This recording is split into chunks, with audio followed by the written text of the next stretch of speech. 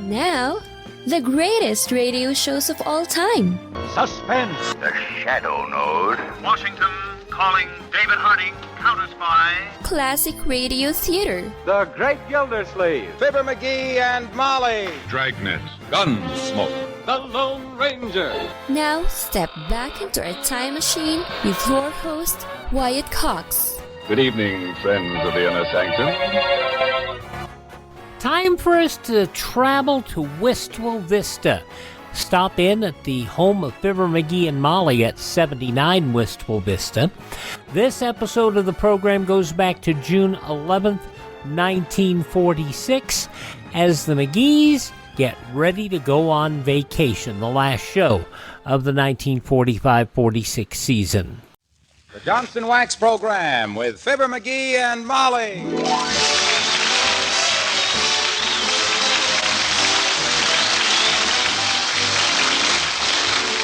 The makers of Johnson's Wax products for home and industry present Fibber McGee and Molly with Bill Thompson, Gail Gordon, Arthur Q. Bryan, B. Benaderet, and me, Harlow Wilcox. The script is by Don Quinn and Phil Leslie. The music by the King's Men and Billy Mills Orchestra. Well, to see Mrs. McGee of 79 Wistful Vista helping her husband make his annual selection of camping equipment, you'd never suspect that the only outdoor sport she really loves is her husband. But here at Abercrombie and Snyder's, where you can get anything from poker dice to elephant traps, we find Fibber McGee and Molly.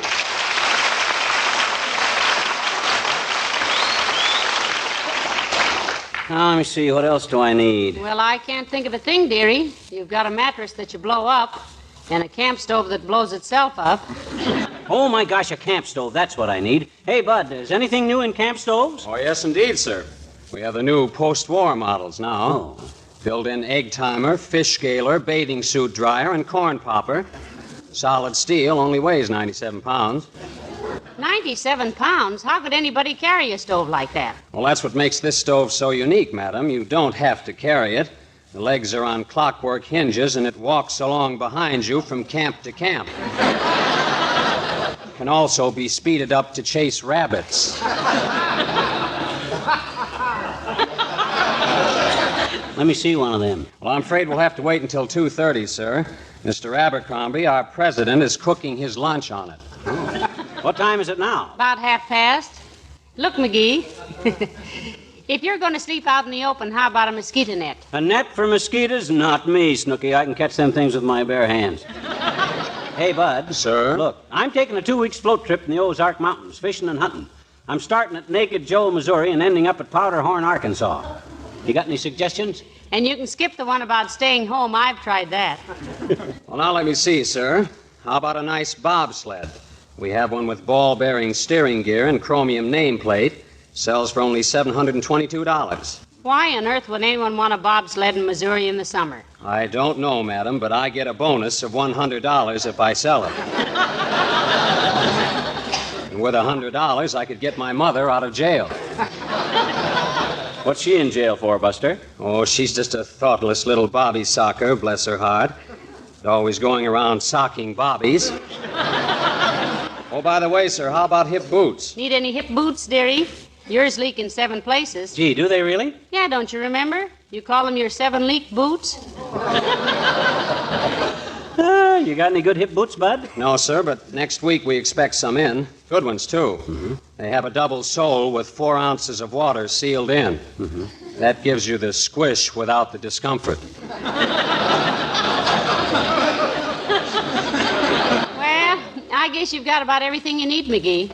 Just add those items up, sir, and let us know what the bill is. You got everything there, Bud? The fishing rod, the air mattress, the combination can opener and spud slicer, the waterproof matchbox, and the compass? Yes, sir, but are you sure you want this kind of a compass? This is the kind you draw circles with. I know that. I find I always travel in circles anyway. Well, this time I'm going to mark the map beforehand.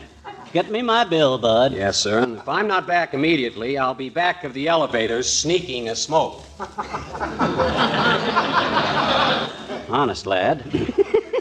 Look, Molly, why don't you change your mind and come on this fishing trip with me? My gosh, you'll have a wonderful time. No, thank you, dearie. I'll spend the 2 weeks cleaning the living room curtains and papering the bedroom.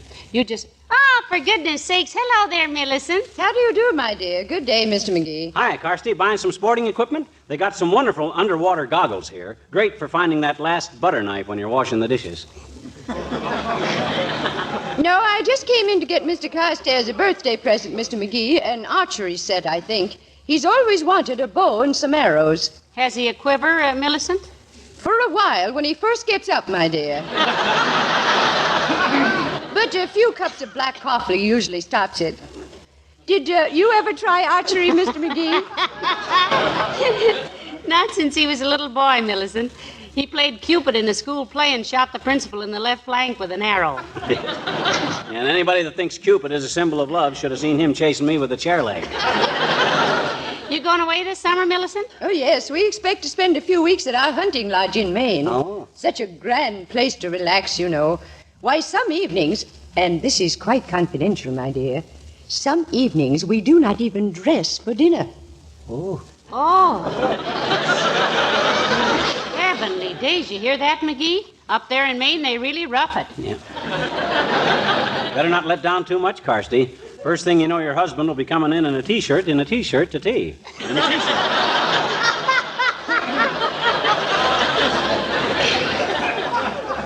How big a shack you got up there, kid? Oh, it's just an old log cabin, Mr. McGee. Mahogany logs, of course. Well, Natch. 25 rooms, not counting the conservatory and game room, swimming pool, landing strip, boathouse, formal gardens, and a 19-hole golf course. A 19-hole course? A golf course don't have more than 18, Kirsty. Oh, really? Well, I don't play golf myself. But Mr. Carstairs is always telling about taking 8 or 10 shots to get out of a trap on the 19th. Are you going away this summer, my dear? I'm trying to get her to go on a float trip with me for some fishing, Kirsty, but she don't want to go. Oh, I have so many things to do here, McGee. You'll have fun going by yourself. Do you fish, Millicent? No, but I'm rather good with a shotgun, my dear. You must go out sometime and shoot skeet with me. Oh, I'd love to, Millicent. You shoot 'em and I'll cook 'em, Molly.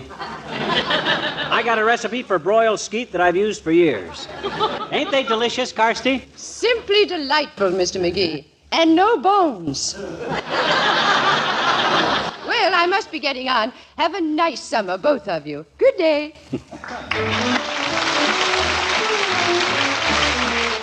The fun's just getting started. June 11th, 1946. Fibber McGee and Molly here on Classic Radio Theater with Wyatt Cox. Thanks for tuning in to Classic Radio Theater with Wyatt Cox. From June 11th, 1946, Fibber McGee and Molly getting ready to go on vacation.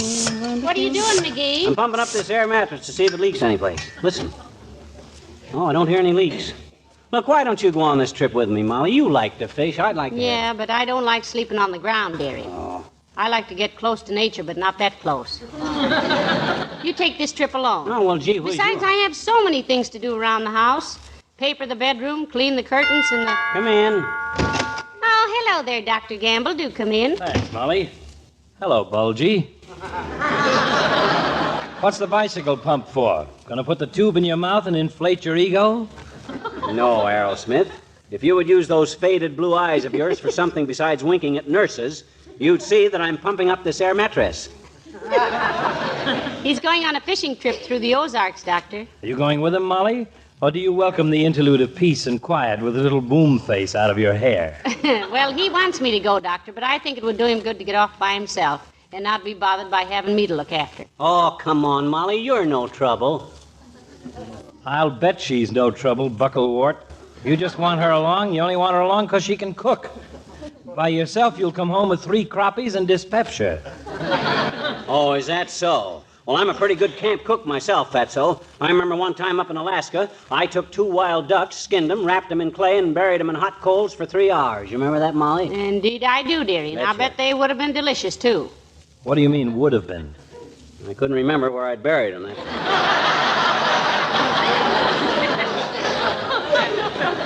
far as I know, they're still cooking. You going somewhere for a vacation this summer away, Doc? No, I think I'll spend the summer in a nice air-cooled movie. I've tried going to summer resorts, but somebody always finds out I'm a doctor, and from there on, I'm working again. I see. Next time I register at a summer hotel, it will be as Ignaz Jagafrion, a sculptor. Why, a sculptor, Doctor? Can you imagine anyone getting a sculptor up in the middle of the night to do Grandma's torso in granite? Certainly not. Well, have a nice trip, McGee. It'll do you good to get away from humanity for a while. Thanks. Not that I have anything against humanity, except that there are too many people mixed up in it. See you in the fall. Come on, Doc.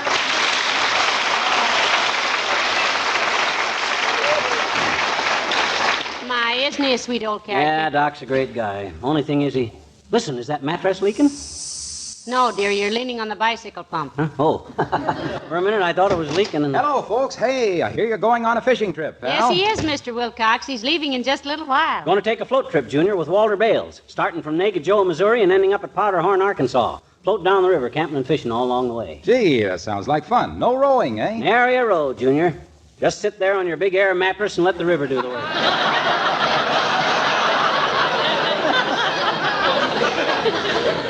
You going anyplace this summer? I am going to the garden spot of America, pal. Racine, Wisconsin. Is Racine so beautiful, Mr. Wilcox? It is to me, Molly. There is no prettier sight in the world than a full-grown paycheck. And mine are grown right there in Racine. Incidentally, I picked up a note from the office about the summer Johnson Wax show. Fred Waring and his Pennsylvanians are taking over. Isn't that marvelous? I think Fred Waring is simply wonderful. Don't you, McGee? Yeah, he's good. Well, he has one of the best shows on the air, barring none. Yeah, he's good. Well, don't you think he has a great show, pal? Yeah, he's good. I think everybody likes Fred Waring's program. Most everybody. He always does a great show. Relies quite a bit on music, though. Why, certainly he does. He's a fine musician, and he gets off some pretty smart remarks between numbers, too. Oh, yeah? Well, if he's such a hot musician, why don't he stick to his music? I play the mandolin, too, myself, Junior. But do I set myself up as a great musician? Do I try to muscle in onto somebody else's racket? Do I try to... Why, McGee, why are you so resentful? Say, pal, could it be that you're a little worried? Why, what should I be worried about? What if Racine should get the idea that Waring's better than McGee? Ishkabibble. I can always get a job. Doing what, dearie? Why, I could always... Somebody might want to... Well, if worst comes to worst, there's always the ice wagon. I mean, Hey, Junior, you going to announce the summer show? No, Waring comes on from New York, and Bill Bivens is the announcer. Oh, Bill Bivens, a fine announcer. One of my favorites. Gee, really? Oh, he's always... He's always talked about Bill Bivens, Junior, and you know what? No. I understand he can pronounce all the big words, like linoleum. So what? I can pronounce linoleum. Linoleum. Oh, anyway, that's not so important. What is important, Mr. Wilcox? Well, the important thing is that he knows about the product. Gee, I'd hate to think of a job like this in the hands of a guy who didn't know about Johnson's self-polishing glow coat. Oh, they'll probably tell him that. Imagine how horrible it would be if Bivens didn't know that glow coat requires no rubbing or buffing. They'll tell him. That it shines as it dries. They'll write him a letter. That you just pour a little out and spread it around and let it dry for 20 minutes or less. I'm sure he'll have all that information, Mr. Wilcox, before... And if he doesn't realize how Johnson's glow coat can bring back the sparkling beauty to worn and tired old linoleum... Look, Waxy. Why don't you write him a letter about it? Oh, I did. I sent him a 700-word telegram of instructions. Why, that was a mighty nice thing for you to do, Mr. Wilcox. Well, I figured it was better to be sporting about it. 700-word telegram must cost you a handsome nickel or so, Waxy. No, I sent it collect. Ooh. See you in the fall, kids. Good luck. So long, Ronald. Well, I better finish getting the stuff together, I guess. Now, let me see. A hunting knife, fishing tackle, mattress, camp stove, comic books. You sure you won't go with me, Molly? No, thank you, dearie. It's nice of you to want me along, but I'll stay and stretch the curtains while you go and stretch the budget. Well, all right, but gee whiz, I wish Come you in. decided... Hello, folks. Hello there, Mr. Wimple. Hi, Wimp, old man. Hey, you look kind of worn out, boy. Oh, I am, Mr. McGee. Our lawn sprinkler got broken, and my wife made me run around the lawn in circles all morning with a sprinkling can while she stood on the steps and flicked my ankles with a bullwhip. That's pretty terrible, Mr. Wimple, but isn't using a bullwhip on you rather flattering? Well, I suppose it really is, Mrs. McGee. But Sweetie Face, that's my big old horrid wife. Sweetie Face is awfully clever with a whip.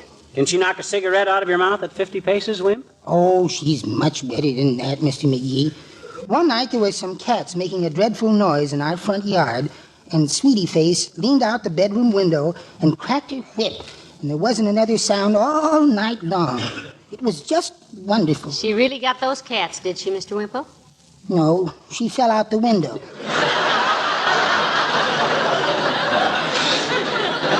Wimp, I predict that one of these days you'll get tired of being pushed around, and you'll let her know who wears the pants in your house. Oh, you're so right, Mr. McGee.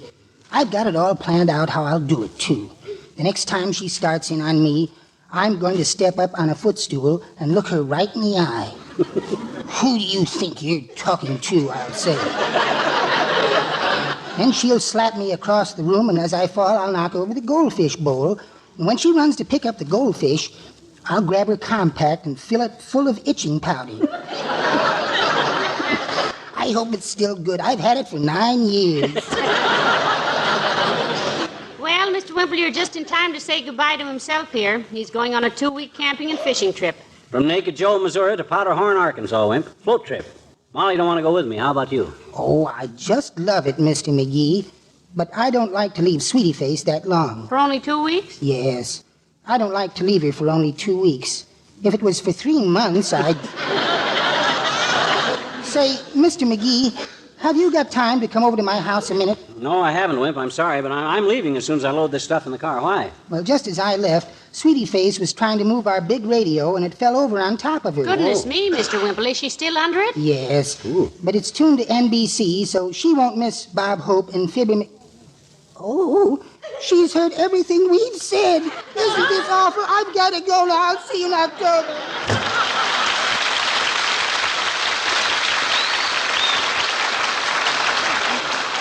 Well, I got the car all packed, Molly. I've got enough equipment in that jalopy to take me to Tibet and back.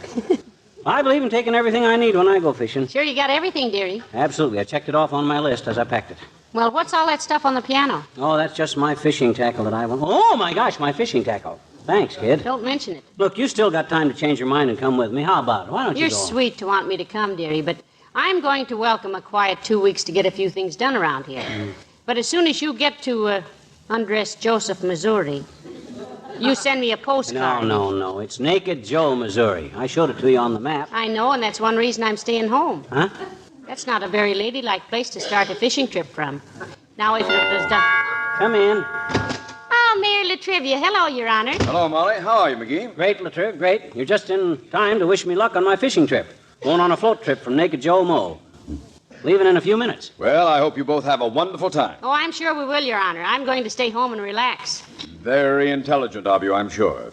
By the way, who's doing the summer show for Johnson's Wax? Waring's Pennsylvanians, Latriv. Great outfit. They'll be on for 15 weeks. It'll be Waring all summer.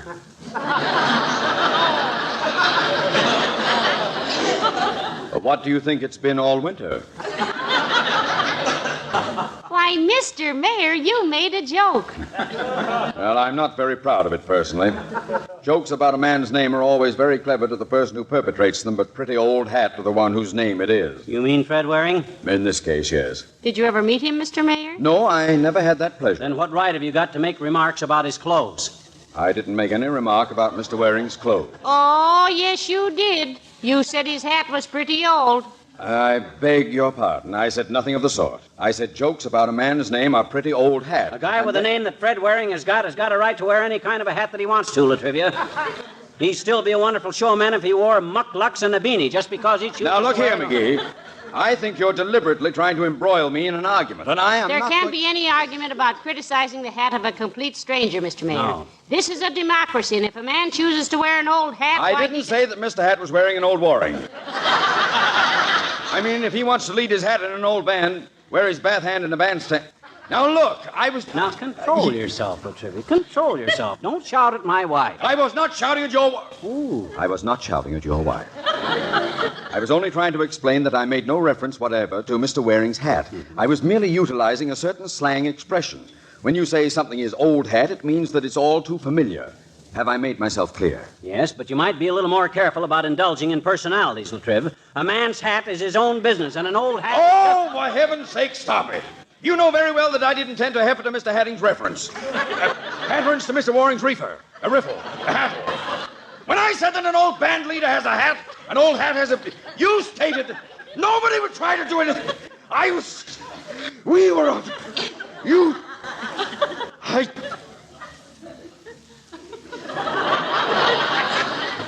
McGee? Yes? The blow-up will be up shortly. June 11th, 1946, Fibber McGee and Molly on Classic Radio Theater with Wyatt Cox. The conclusion follows these messages from your favorite radio station.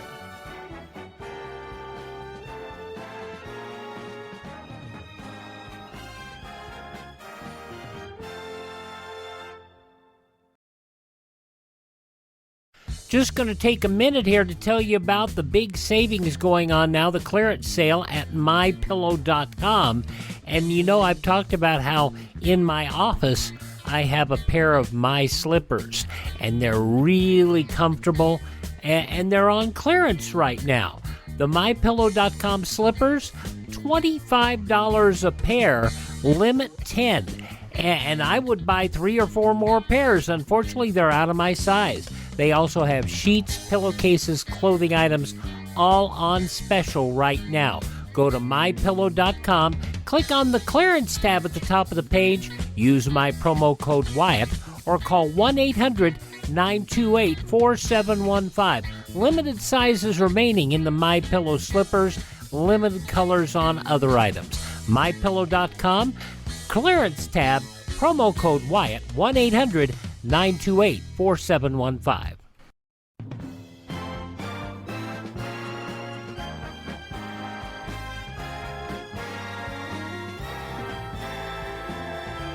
Classic Radio Theater with Wyatt Cox here on your favorite station. Okay, we've given the mayor some chance to settle down. Let's hear the conclusion of Fibber McGee and Molly, June 11th, 1946. McGee? Yes? I'm sorry I won't be at Naked Joe, Missouri to see you off. That's nice of you, Mr. Mayor. Yeah, thanks, Lieutenant. That's all right. It's an old dream of mine to see you floating down the river. Well, have a pleasant summer.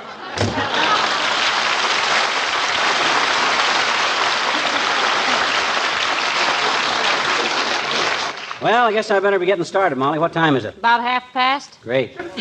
That ought to get me to Naked Joe, Missouri, about daylight. Now, look, why don't you throw some stuff in a suitcase and come along? It'll be an awful lonesome drive without you. No, thank you, sweetheart. I'm glad you want me along, but with the bedroom to be papered and the living room curtains to be washed and all that. Who's that? I thought everybody was in. Come in. Mr. McGee? Yes? If you have 65 cents for me, I have a telegram for you from a relative. How do you know it's from a relative, son? It's collect. Here, Molly, you read it. I want to check over my list and see if I packed everything. All right. Now, just a minute, boy. There may be an answer. Okay. Oh, heavenly days, McGee. Listen. Huh? It's from Cousin Salvador. What? He says, I'm bringing wife and 7 children to spend summer with you. Oh, dear. Please wire prepaid most convenient time for arrival. Oh, dear. That does it, McGee. I'm coming with you. Huh? Hold everything. I'll be packed in 10 minutes.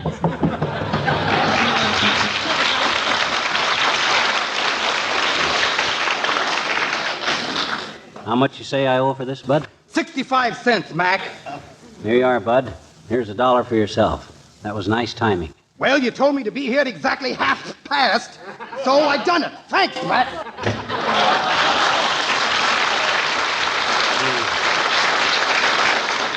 McGee, you're a dirty old conniver. If you'd learned to cook, you wouldn't have to stoop to things like this. Hey, Molly, hurry up. Come on.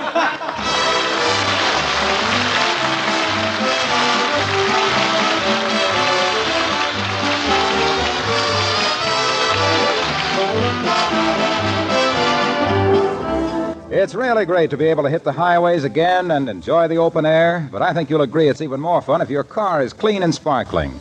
That's very true, you say, but how do I get my old bus to sparkle without a lot of darned hard work? Well, the answer to that is an easy one. Johnson's Car New, and surprisingly little of your time. You'll be amazed how easy it is to give your car a beautiful polish with Carnu. Unlike ordinary car polishes, it's a wax-fortified liquid that both cleans and polishes in one application. There's none of that hard rubbing. You just apply it and let it dry to a white powder. When it's dry, you simply wipe the powder off, and that old road grime goes right along with it. You'll hardly know your car. The finish will shine and sparkle as if it had just rolled off the assembly line. Try Johnson's Carnu, won't you? It's spelled C-A-R-N-U.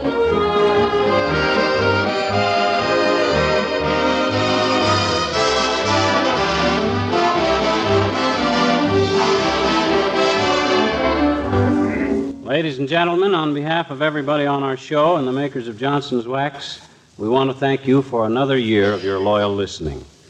And we know you'll find that Fred Waring and his Pennsylvanians will have a wonderful program with great music for you at this same hour through the summer.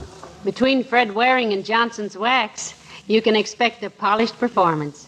So until October, thank you again and good night. Good night, all.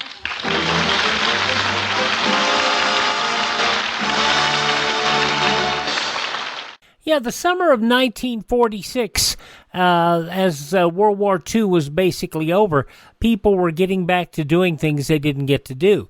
You know, during World War II, people didn't travel. They couldn't travel. They didn't have enough fuel to make big, long trips. So now in 1946, the summer of which they could get out and enjoy life. June 11th, 1946, the last show of Fibber McGee and Molly for the 45-46 season here on Classic Radio Theater with Wyatt Cox. Classic Radio Theater with Wyatt Cox. Now we get to hear to Lum and Abner, a full episode with the commercials. This episode, June 11th, 1935.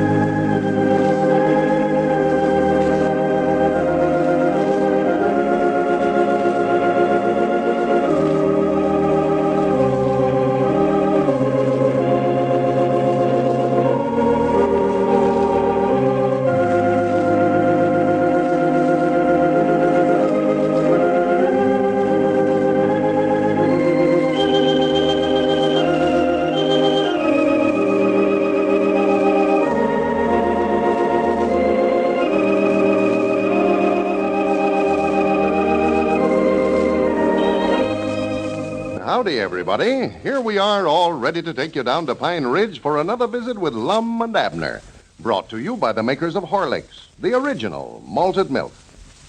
Ladies and gentlemen, if you wonder why day after day I tell you about the superiority of Horlicks malted milk over all imitations, here's the reason. Every day, thousands of new users of malted milk are being created.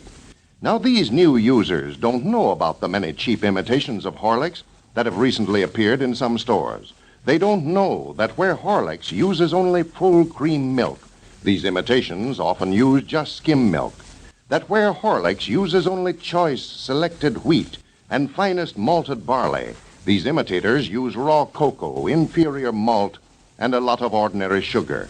And that whereas the ingredients in these imitations are just mixed up together, Horlicks uses a special vacuum process that preserves the minerals and vitamins. That's why I always say get Horlicks, the quality malted milk that really gives results. Horlicks can be obtained at any druggist's in either natural or chocolate flavor. And now, let's see what's happening down in Pine Ridge. Well, it seems that nothing can avert a movie war in Pine Ridge. Yesterday, after Lum had threatened him with bodily harm over a new partnership offer, Squire Skimp declared that he would prevent the Pine Ridge Planetarium from ever opening its doors. Well, at the last moment, Dick Huddleston joined forces with Lum and Abner. And in spite of Squire's threats, as we look in on the old fellows today, we find them hard at work trying to get their theater finished just as soon as possible. Listen. Come on down, Abner. Here comes Dick Huddleston. He must have just got back from the county seat. Well, it's time to go eat supper anyway. Oh, it's way after 6 o'clock. Yeah, I heard Walter Bates' sawmill whistle long ago. Well, howdy, Dick. Yeah, howdy. Did you get the seats? Yeah, I got 250, Lum. I ran them for 3 months. Well, good for you. Granny, that's one worry off my mind. Yeah, well, they said they'd send them out tomorrow by truck. Well, that is fine. Now, what'd you have to pay for them? Well, I got him down a little by renting them for 3 months that way. I got the whole bunch for $35 a month. He wanted $50 at first. Well, that's a heap better than buying them. Yeah. Well, we sure appreciate you looking after that for us, Dick. Oh, I was glad to do it, Lum. I had to be in town there anyway. How you been getting along today? Well, pretty good. We got the box office built. Ain't set it out there in front yet. Ain't put the glass in it yet. Where's Abner? Why, he's up there in the booth. I hollered at him just now for him to come down. Time to stop and eat. He's been up there all afternoon fooling with that machine, trying to learn how to manipulate it. Oh, the machine got here today, huh? Yeah, that's right. It come after you left. Yeah.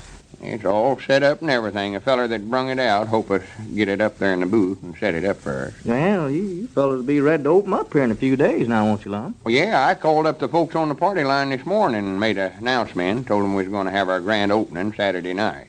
Saturday night? Yeah, but I don't know. I got back here and got to looking around. There's a heap more work to do around here than I thought there was. Yeah, you're going to have to get busy if you get things ready by Saturday. Now, here comes Abner. He's just carried away with that machine. Loves machinery, you know. Hey, Doggy, I believe I about got that thing figured out, Lum. 1 or 2 gadgets there that I ain't found. Oh, well, howdy, Dick. Hello, Abner. Now, Dick was just telling me you got the chairs for us today, Abner. Coming out tomorrow. Well, good. Never had to buy them, neither. Just rented them. Well, old Squire'll have a fit when he sees them a-coming out here, won't he? Yeah, he's going to have a lot of fits before this thing's over about you. What all have you got to do now, Lum, to get it ready? Well, we've got the front to paint. Of course, that don't have to be did before we open up, but it'd look a heap better if it was. Yeah, sure. Yeah. And we've got to set the chairs up when they get here. Well, that won't be much of a job. And you might get the truck driver to set them up where you want them as he unloads them for you. You mean just set them down through the house here? Yeah, as he brings them in, he might as well just set them up along where you want them, give them a little extra, you know. Can do that, Well, sure. Well, now, we ain't got them wires put in here for the electricity neither, Lum. Yeah, granted. I knowed there was something. I meant to call a light company there at the county seat today when I was over at the store using the phone. Yeah, well, you better get started on that, Lum. That might be quite a job getting this place wired up. Yeah, I'll call him up when I get over to the house. Well, you better just come over to the house and eat supper with me, Lum, if we're going to come back down here and work tonight. It ain't no use for you to take time to cook your own victuals. Oh, no, Abner. It's nice of you, but I wouldn't want to put Elizabeth to all that bother. Why, it won't be no trouble. She can just lay an extra plate. Might not have no fancy victuals. She's been in the field all day, but now you're welcome to what we got. No, I wouldn't want to impose none on you. I can fix myself up a little snack over at the house of some kind. Well, all right. Of course, if you're just bound and determined for me to go, I reckon I could. Well, just do as you like about it. We'd love to have you, know that. Well, if you put it that way, I reckon I'll just have to go, I reckon. What time you fellas going to be back down here? Oh, it oughtn't to take us over an hour, will it, Abner? Why, no. If it's after 6 o'clock, why, it's more than likely ready right now. Sort of depends on how much food Elizabeth's got cooked up for. You mean how long it takes you to eat, Lum? Well, I'll tell you then. I'll come back over here tonight and help you fellas. Well, now, that's awful thoughty of you, Dick. I tell you, I want to tell you, me and Abner appreciate you helping us this way. Yeah, we sure do, Dick. I don't know what we would have did if we hadn't had a friend like you to help us. Oh, now, don't start that stuff. I'm just helping you because I happen to know some of the low-down stunts that Squire Skimp's been pulling on you. I'm just anxious to see you get the best of them if you can. Yeah, it does look like he's done everything he could to be a hindrance to us, all right. Yeah, well, you and Abner had this idea first, opening up a picture show here in Pine Ridge, and I want to see you make a go of it. I'd just like to see you get so much business that Squire'd have to close his doors over there if he does open up. Yeah. Well, we both can't make a success of them. Why, no. Ain't enough people here in Pine Ridge to support 2 shows. Why, no. That's why it's important to get this show open and started before Squire gets ready. Yeah, I just hope he heard that announcement that Lum made this morning over the party line. If he won't go higher than a kite. What all did you say, Lum? Oh, I don't know. I just told him that we was showing our confidence in the future of Pine Ridge by opening up a theater to provide entertainment for them. And yeah. We was going to have the best pictures that we could buy. Yeah, that's the thing. Of course, I started out with that same speech I always give down for the opening of the school exercises, you know, harp strings of memory strikes the tender chord.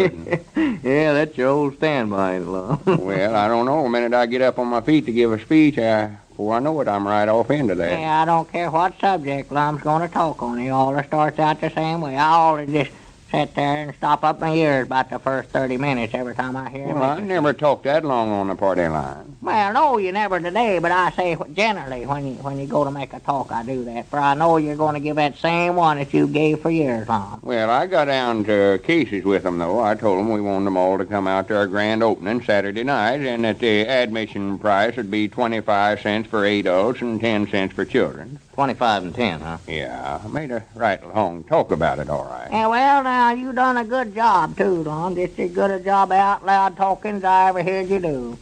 Made me sort of anxious to be there myself. Yeah. Well, now, that first impression is going to mean a lot. So you want to have things looking as good as you can. I'll be glad to help you. I can get the wife to stay in the store most of the time this week. She's anxious to help any way she can, too. Well, Abner, you might get Elizabeth to stay down in the Jot 'em Down store. That just gives me an idea. Man, I reckon I could. She's awful busy on the farm right now. She's got a lot of plowing to do, but I'll make mention of it to her and see if I can't get her to stay down there for us. Yeah, I hadn't thought about that. Well, Dick, this is sure nice of you helping us this way. No, I'm glad to. Like that old lettered saying of mine, a friend in need is a friend indeed. Huh? Nothing, Abner. I ain't got time to explain nothing to you today. I hate to bring up the subject myself, but if we're going to eat supper over at your house, we better be getting started. Yeah, well, I just want to run over and see how you're getting along and see if you're going to work down here tonight. Yeah, we'll meet you back over here by 7:30 at the latest. We got to figure out some different ways of advertising our opening and stuff. Yeah, sure. Now, you want to get that well advertised, Lum. You know, it might not be a bad idea to run an ad in the county paper. That comes out Thursday, and most everybody out here reads it from cover to cover. Granny, that's a good subject. Yeah. I thought we might paint a big banner saying we're opening Saturday and get somebody carried around town for the next few days. Yeah, about the best way I know of to get the word passed around, Lum. Just call up Sister Simpson and tell her we're going to open up Saturday night, but we don't want nobody to find out about it. Yeah, she'll let them know about it, all right. Say, now, that's not a bad idea, that. Granny, I believe I'll just call her quick as we get over to Abner's house and tell her it's a big secret not to tell a soul. Well, I do know. Look, coming yonder. Well, reckon what Cedric's doing coming over here. That's right, Bounty. Him and Squire's had a falling out, and he's coming over here to try to get his job back. No, wait a minute. I know. I bet you Squire's heard that announcement of mine over the party line this morning and seen where we was going to beat him opening up and just decided not to start no picture show. I don't think he wanted to in the first place. You suppose that's it, sure enough? Well, I wouldn't be surprised if he weren't just bluffing all the way through. Never even aimed to open up one. Just figured he'd scare us into giving him a third interest in ours. Yeah, and then yesterday when he come over here and seen it weren't going to work, why, he just taken out and give up the idea. Yeah. Well, I hope you're right. More than likely had to let Cedric and Grandpap and all them carpenters go, too. Well, we oughtn't to take 'em back. They quit us, and I doggy they can just stay quit. No, I wouldn't hire 'em back. No, sir. Granny's maybe that'll learn 'em a lesson. They'll know next time to stay with a feller when he hires 'em. Just wait, I'll have some fun out of Cedric here. Don't let on now. We just let him stand there and squirm. Yeah, make him think at first, Lum, that maybe you'll hire him back. Wait a minute. Well, what do you want, Cedric? Yeah, why don't you stay over there with Squire Skimp if you think so much of him? Well, Mr. Squire told me to come over here, but he told me not to let you all see me. Not to let us see you. No, Bob. He just said to leave some of these handbills over here and then leave right quick, but I reckon you've done saw me now, ain't you? What handbill is that, Cedric? Let me see one of them. Oh, it's just some handbills he had printed up this afternoon. I don't know what it said, but I reckon I better leave before he sees me talking to y'all. Well, now, if you think you're going to get your job back, Cedric, you got another guess a-coming. Oh, I can't quit Mr. Squire now. He made me sign a contract or something. Well, for goodness sakes, Lum, look at this. Look here. Huh? Announcement. Pine Ridge's new theater, Skimp's Hippodrome, will have its grand opening Friday night. Friday night? Doggy, that's a day before us, Lum. Well, I'll be dead. Yeah, but look down here. Look there. Admission, 5 and 10 cents. Well, it looks as though Squire Skimp is determined to have his grand opening first, in spite of all of Lum and Abner's efforts. When your child's appetite fails, especially during the hot days to come, try letting him drink cool, refreshing Horlicks malted milk. Many mothers find that a glass of Horlicks served with meals or between meals, and especially when made with water, actually creates a desire for other food. This is because Horlicks contains a goodly amount of the appetite-producing vitamin B. Horlicks also provides concentrated nourishment without overloading the digestive system. In addition, Horlicks is an excellent source of the vitamins which are so valuable for building firm tissue, strong bones, and for enriching the blood. I suggest you make up a pitcher of Horlicks and keep it in the refrigerator, so as to have a cool, refreshing supply always on hand for those thirsty youngsters of yours. And as you know, after it is prepared, it should be given the same careful treatment as fresh milk. You can get it at any druggist's in both natural and chocolate flavors. This is Carlton Brickert speaking for Lum and Abner and Horlicks, who now bid you all good night and good health.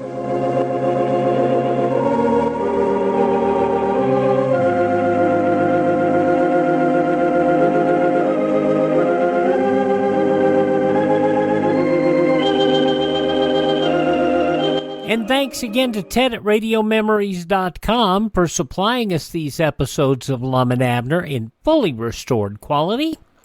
If you want to build a collection of your own, you can start with Ted, RadioMemories.com. He supplies shows on cassette, also on CD or on flash drive for your computer and your phone and your iPod, if you even know what that is. That's RadioMemories.com. RadioMemories.com. That from June 11th, 1935, the ongoing saga of the motion picture theaters battling it out in Pine Ridge, Arkansas. Lum and Abner here on Classic Radio Theater with Wyatt Cox. Our webpage, classicradio.stream, stream our shows. Learn about building a classic radio collection of your own. You can contact us there. You can find our social media links. And then you can also buy me a copy. The Buy Me a Coffee function helps us acquire additional classic radio collections and helps us maintain our distribution channel so you can continue to hear us on your favorite radio station. Thank you so much for tuning in. Tell all your friends the greatest radio shows of all time are right here at this spot on the dial. Classic Radio Theater with Wyatt Cox on your favorite station.